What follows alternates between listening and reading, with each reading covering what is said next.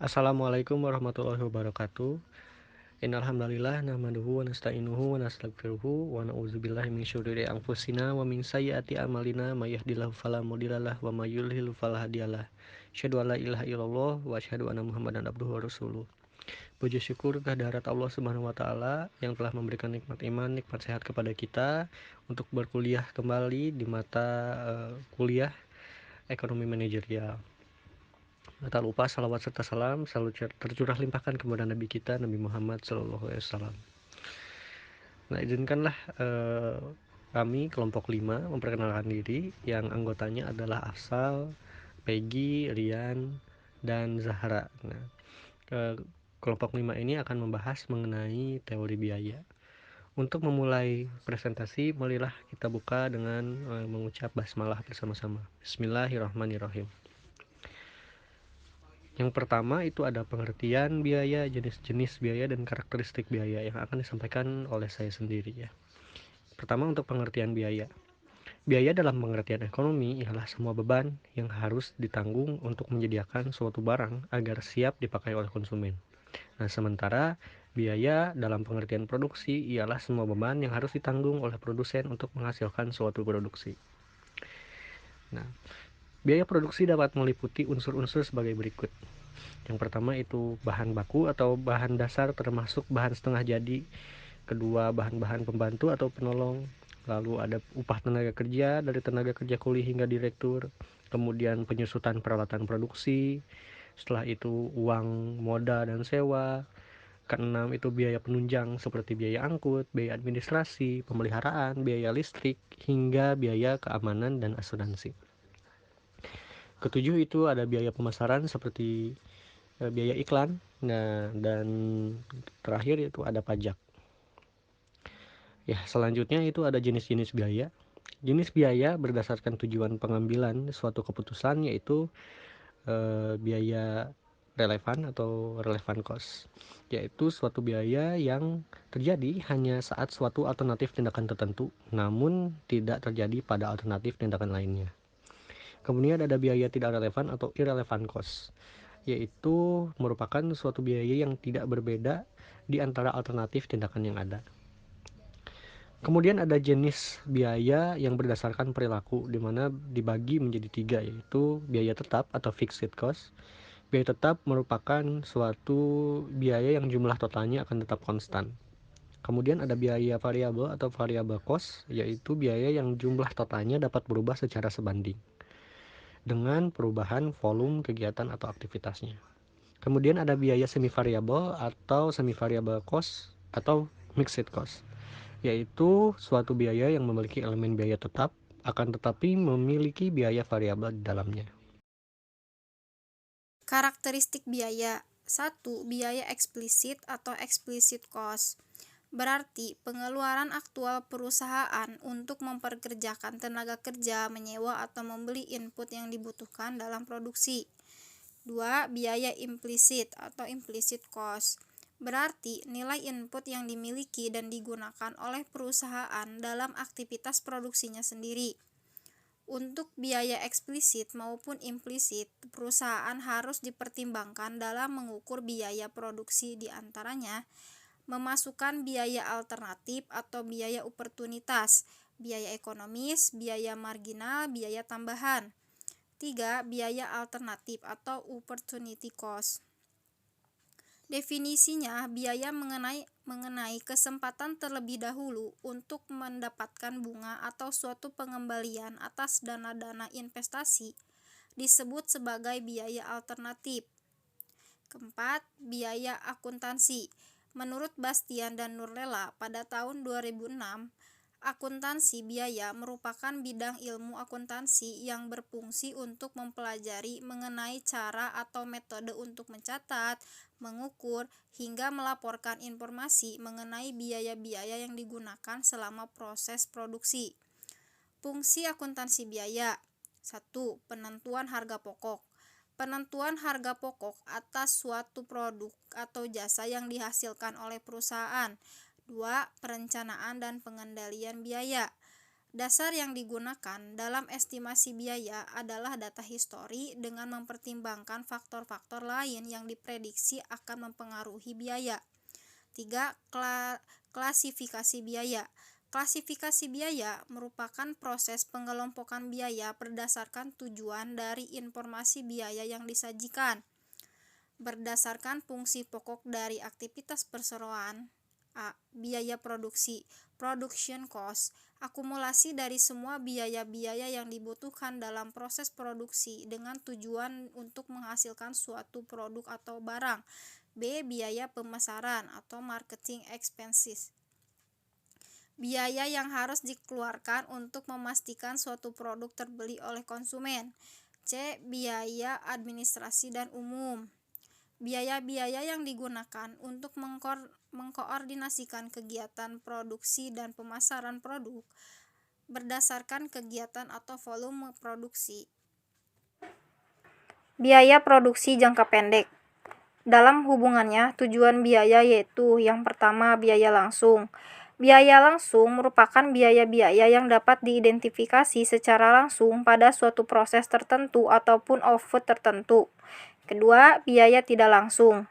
Biaya tidak langsung merupakan biaya-biaya yang tidak dapat diidentifikasi secara langsung pada suatu proses tertentu atau output tertentu. Dalam hubungannya dengan perubahan volume kegiatan yaitu yang pertama biaya total, yaitu biaya yang meliputi keseluruhan jumlah biaya produksi yang dikeluarkan oleh perusahaan untuk mendanai aktivitas produksi yang terdiri dari biaya tetap dan biaya variabel.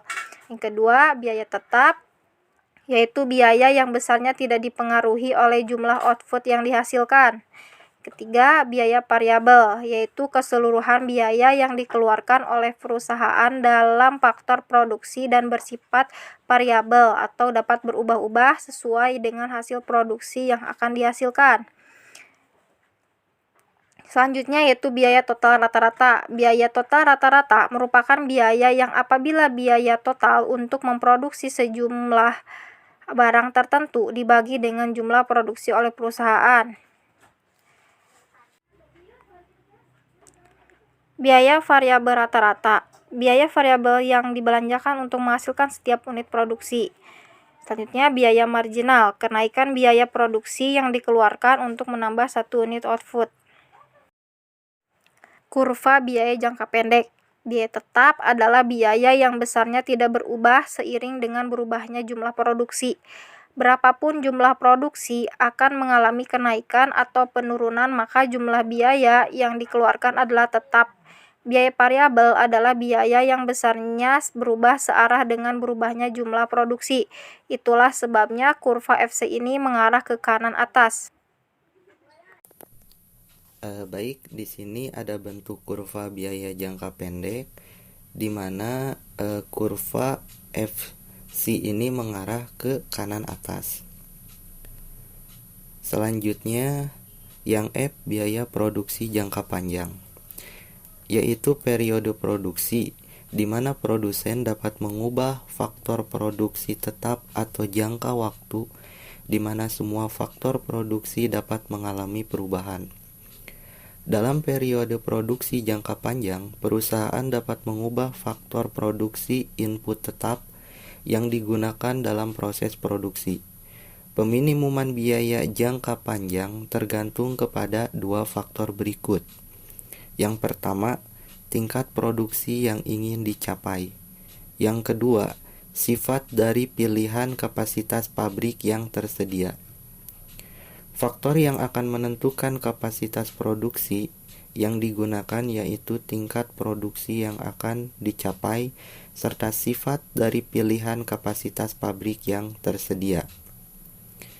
Yang pertama, ada biaya rata-rata jangka panjang atau long run average cost.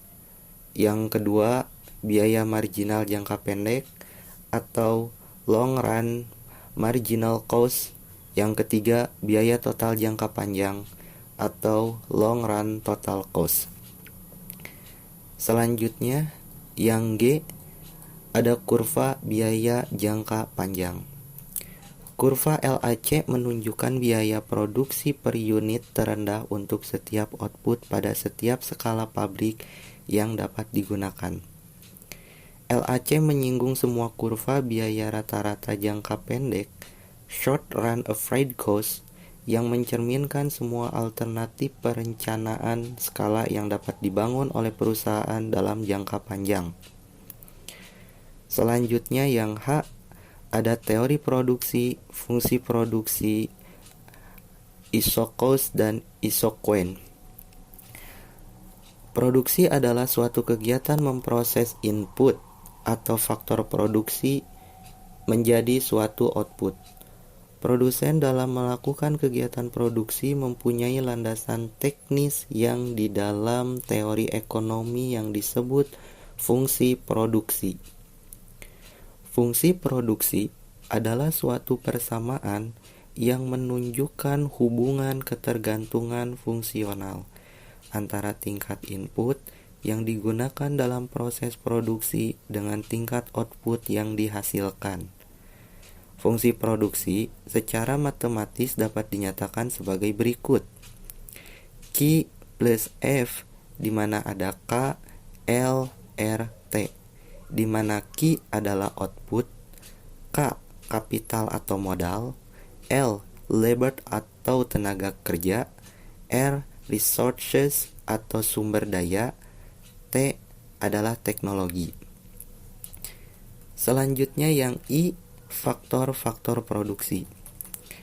Faktor-faktor produksi adalah segala sesuatu yang dibutuhkan untuk memproduksi barang dan jasa. Faktor produksi yang bisa digunakan dalam proses produksi yaitu yang pertama, sumber daya alam, yang kedua, ada sumber daya manusia, yang ketiga, sumber daya modal, yang keempat, sumber daya pengusaha. Skala usaha. Dalam periode produksi jangka panjang, ada kecenderungan bahwa pada tingkat permulaan dengan semakin diperluasnya skala usaha akan meningkatkan efisiensi usaha.